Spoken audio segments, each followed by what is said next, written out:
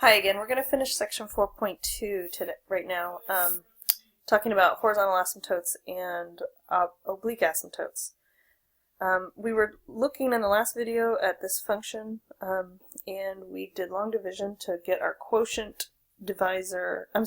remainder and divisor. And remember, what we're doing is looking for an oblique asymptote. Okay? The definition of an oblique asymptote says, we have to think about what is the function approaching as x approaches infinity or negative infinity. So let's think about that.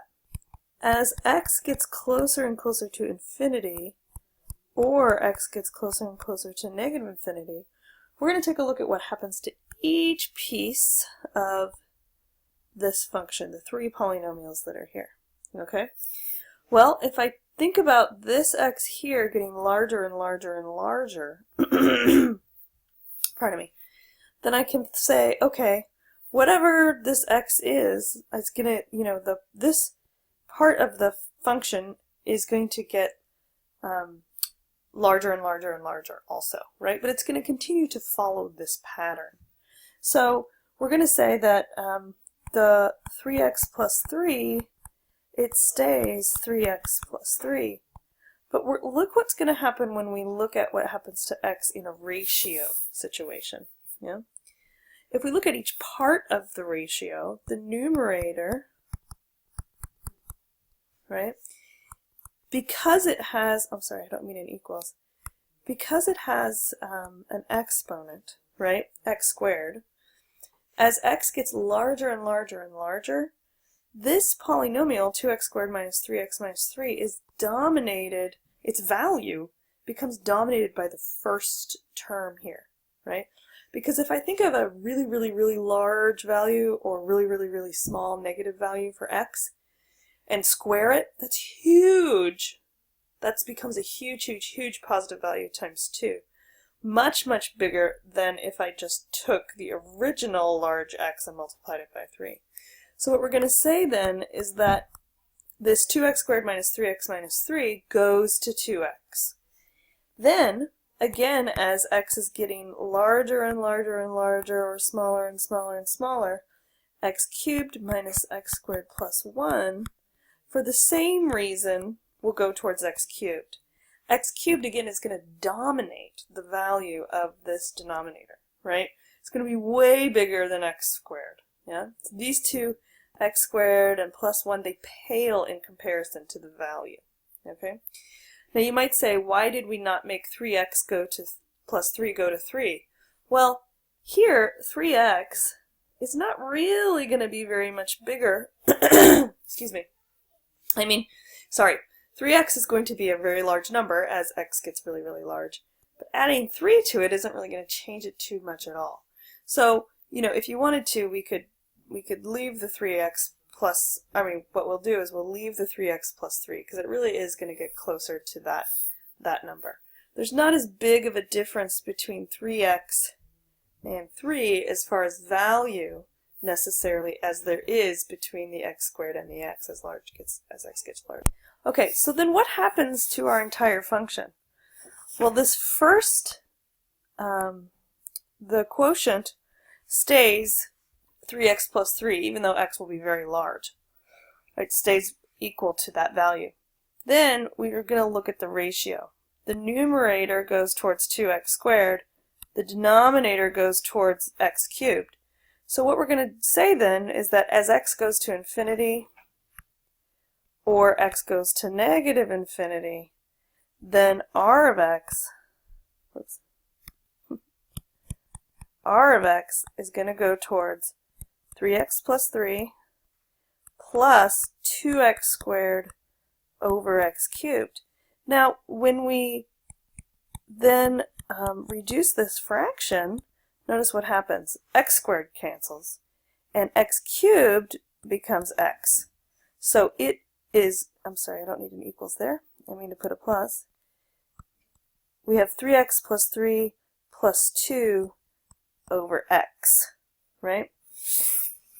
Now what happens to 2 over x then as x gets larger, right? Well, or smaller, as x goes to infinity or negative infinity, right? We have a tiny number 2 over a really big either positive or negative number. What we're going to say then is that this value goes to 0, and we often write it like this, goes to 0. So we have r of x going to 3x plus 3. Now notice this is a line, 3x plus 3. So that means that as x is getting larger and larger or smaller and smaller, the original rational function r of x goes to x plus 3, 3x plus 3, right? That is the oblique asymptote. So we can say the oblique asymptote is the function y equals 3x plus 3. Okay? So that's how you can go about finding an oblique asymptote. Yeah. All right, we're going to do 2 more examples.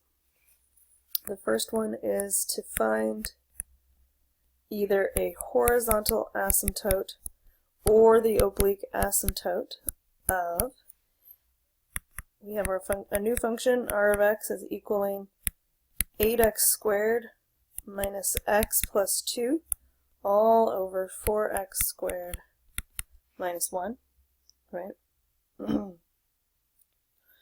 When I look at this, I say, oh look, the degree of the numerator is the same as the degree of the denominator. And what were the rules for that? Well, let's scroll all the way back and look at our rules. Let's see. They're going to be where? Here? Yeah. Let's look at all of our rules. Right? Here's the rules. If the degree of the numerator is equal, right, I'm looking here at number 4, of the denominator, then the horizontal asymptote is the ratio of leading coefficients of the numerator and the denominator.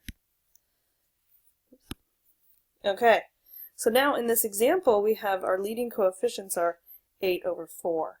Okay, why does that work? Oh, so what we're going to then say is that the horizontal asymptote, based on our rule, is the line y equals 2, right? Because the ratio of 8 and 4 is 2. Yeah? But why does this work? Yeah? Well, let's do what we did in the previous example as x goes to infinity or negative infinity, right? We know that 8x squared minus x plus 2 over 4x squared minus 1. The numerator is going to be dominated by the value 8x squared, so it's going to go towards that. The denominator is going to be dominated by the 4x squared. The negative 1 is just not going to matter. The x squareds will cancel. We get 8/4 or 2. So notice this is how we get our horizontal asymptote here. Okay. And one last example. One last example.